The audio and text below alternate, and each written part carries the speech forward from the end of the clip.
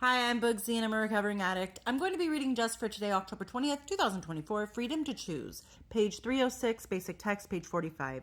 Enforced morality lacks the power that comes to us when we choose to live a spiritual life. In our active addiction, many of us lived our lives by default. We were unwilling or unable to make choices about how we wanted to act, what we preferred to do, or even where we would live. We allowed the drugs or other people to make our most basic decisions for us. Freedom from active addiction means, among other things, the freedom to make those choices for ourselves.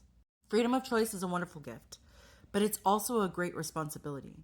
Choice allows us to find out who we are and what we believe in. However, in exercising it, we're called on to weigh our own choices and accept the consequences.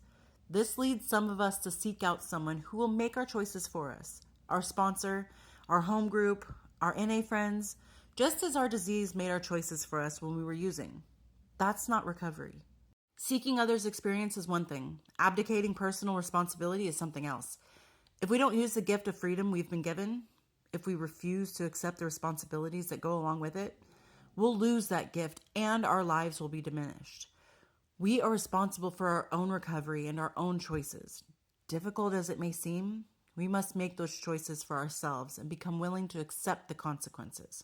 Just for today, I am grateful for the freedom to live as I choose. Today, I will accept responsibility for my recovery, make my own choices, and accept the consequences. So just like I've said in the past, there are different types of consequences. There's positive consequences and there's negative consequences. It's just something that we naturally coincide with each other. The negative and consequences like the same thing. It's interchangeable and it's not.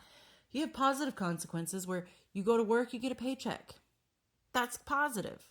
You don't go to work, you don't get a paycheck, and you probably get fired. That's two double negatives. That's a double negative. That's no bueno. Don't do that.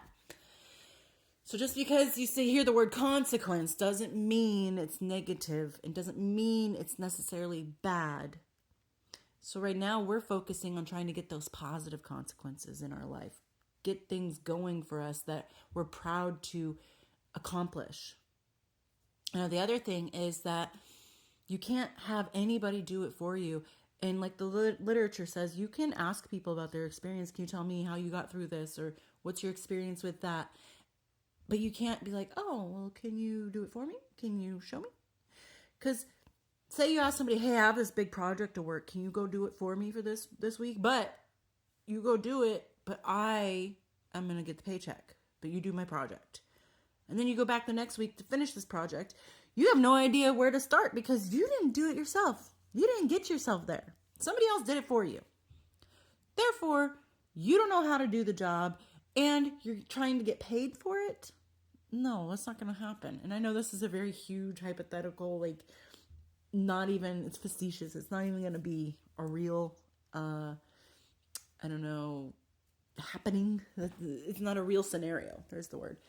But it's the same thought where you go ask somebody else to do it for you and then expect to have the positive consequences for it, the payment for it, the experience from it.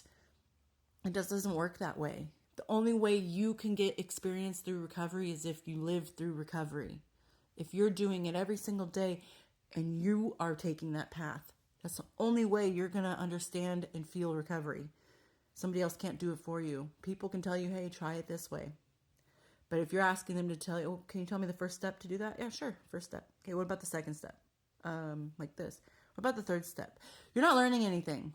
But the other person that's teaching you is kind of doing a really good job at refreshing their own side of, maybe actually this time I'll do it this way. Thanks for helping me, And you're sitting there like, but I don't know how to get to the end because you don't want to do the work. Maybe you're afraid that you'll mess up along the way, but that's okay to mess up along the way. And there's a billion ways you can mess up along the way. But there's also just as many ways to fix it and learn from it and move on from it. Don't be afraid to mess up. Don't be afraid to ask questions. As long as these questions are geared towards helping you find a better path for your life and not somebody else holding your hand the entire way. There's nothing wrong with walking beside someone the entire way, but there is something wrong when you're holding someone else's hand and leaning on them the entire time. and you take your own steps, find your own recovery, and be happy. And I hope everyone's doing well out there, and I'll talk to you later. Bye.